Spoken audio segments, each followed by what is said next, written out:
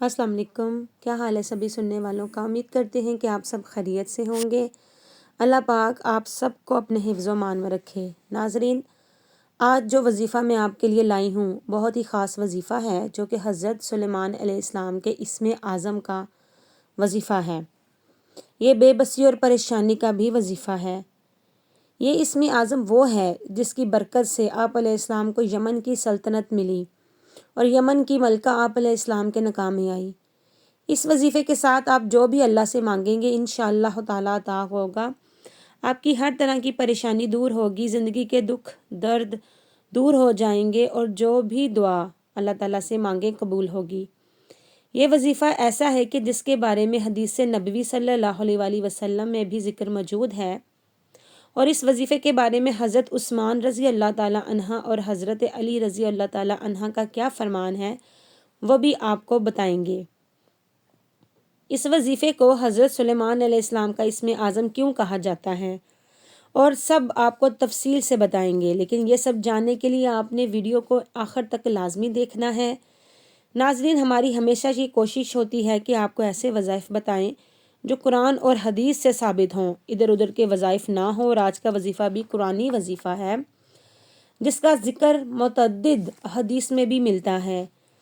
جیسا کہ حضرت عثمان رضی اللہ تعالیٰ عنہ فرماتے ہیں کہ مجھے میرے محبوب نبی صلی اللہ علیہ وآلہ وسلم نے یہ تعلیم فرمائی کہ جب بھی جسم میں کوئی درد ہو تو 7 مرتبہ بسم اللہ الرحمن الرحیم پڑھ کر دم کر دیا کرو، اور مجھے جب بھی کوئی درد ہوتا ہے، کوئی تکلیف ہوتی ہے، جب بھی مشکل کا سامنا ہوتا ہے تو میں 7 مرتبہ بسم اللہ الرحمن الرحیم پڑھتا ہوں۔ اللہ کے فضل سے وہ درد، پریشانی، مشکل دور ہو جاتی ہے۔ اور حضرت علی رضی اللہ تعالیٰ عنہ فرماتے ہیں کہ بسم اللہ میں ہر مشکل کا حل ہے، بسم اللہ الرحمن الرحیم ہر بیماری سے شفا کی دعا ہے، ہر درد کا علاج ہے۔ آپ رضی اللہ تعالیٰ عنہ نے فرمایا یہ دلوں کو خوش کر دینے والی آیت ہے۔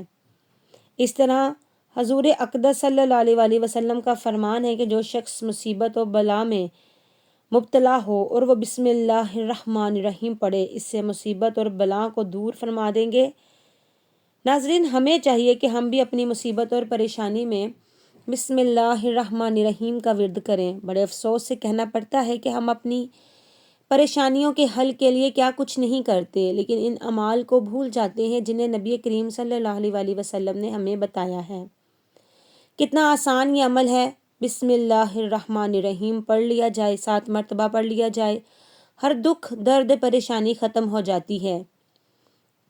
لیکن بات ساری یقین کی ہے، ہمارا ان اعمال پر یقین نہیں رہا، حالانکہ ان اعمال میں آج بھی وہی طاقت جو آج سے 1400 سال پہلے تھی آج بھی وہی ہے جب ہمارے آقا صلی اللہ علیہ وآلہ وسلم نے بتائے تھے۔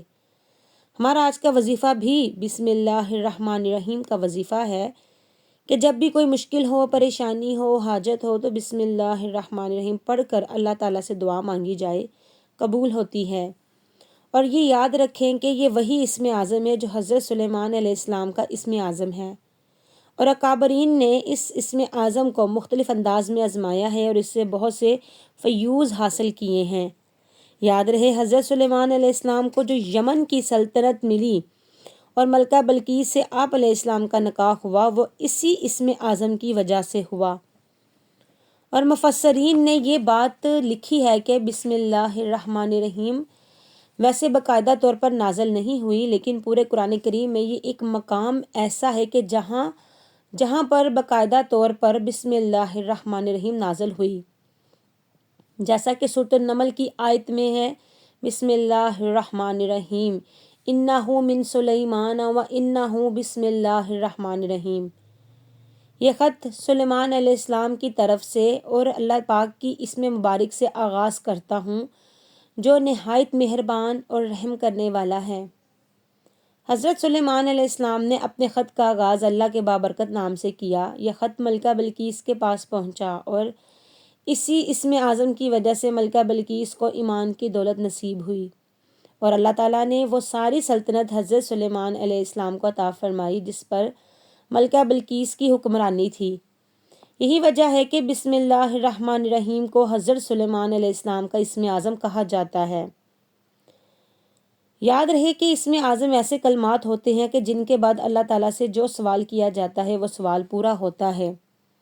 اب آپ کو بتاتے ہیں کہ آپ نے بسم اللہ الرحمن الرحیم کا وظیفہ کیسے کرنا ہے اور اس کے کیا فوائد ہیں۔ اس وظیفے کے متعدد فوائد ہیں۔ اس وظیفے کو پڑھنے سے پڑھنے والے کی اللہ تعالیٰ حفاظت فرماتے ہیں، چوری چکاری سے حفاظت ہوتی ہے، شیطان سے اس کی حفاظت ہوتی ہے، بری موت اور حادثات سے حفاظت ہوتی ہے۔ اس اسم کو پڑھنے والا کسی کے سامنے مغلوب نہیں ہوتا، ایسا شخص ہمیشہ غالب رہتا ہے۔ اس کے پڑھنے سے حافظہ قوی ہوتا ہے۔ اگر آپ میں سے کسی کے دل میں اپنی محبت ڈالنا چاہتے ہیں تو پانی پر دم کر کے اس شخص کو پلائیں، اس کے دل میں آپ کی گہری محبت پیدا ہو جائے گی۔ لیکن یاد رہے، ناجائز محبت کے لیے اسے نہیں پڑھنا، بلکہ میاں بیوی کی محبت کے لیے یہ عمل کیا جا سکتا ہے۔ بہن بھائی ناراض ہیں تو یہ عمل کر سکتے ہیں، لیکن ناجائز محبت کے لیے نہیں کرنا چاہیے۔ اگر کسی کی اولاد زندہ نہ رہتی ہو تو اسے اولاد بھی ہوگی اور زندگی والی ہوگی وہ اولاد۔ ناظرین، یہ چند فوائد ہیں جو میں نے آپ کی خدمت میں عرض کیے ہیں۔ وظیفہ بہت ہی آسان ہے۔ اول و آخر درود پاک کے ساتھ آپ نے بسم اللہ الرحمن الرحیم کو 7 مرتبہ پڑھنا ہے۔ پورے یقین کے ساتھ اس بسم اللہ الرحمن الرحیم کو 7 مرتبہ پڑھنا ہے۔ اس کے بعد اللہ کے ہاں دعا کرنی ہے، اپنی مشکل اور اپنی حاجت کے لیے دعا مانگے۔ اللہ تعالیٰ سے مناجات کریں کہ یا اللہ، تیرے محبوب کی حدیث مجھ تک پہنچی ہے کہ تو ان کلمات کی برکت سے انسان کی مشکل کو دور کرتا ہے۔ تیرے محبوب کا بتایا ہوا عمل کیا تو ہی ہماری دعاؤں کو سنتا اور قبول فرماتا ہے، تیرے سوا ہمارا کوئی نہیں۔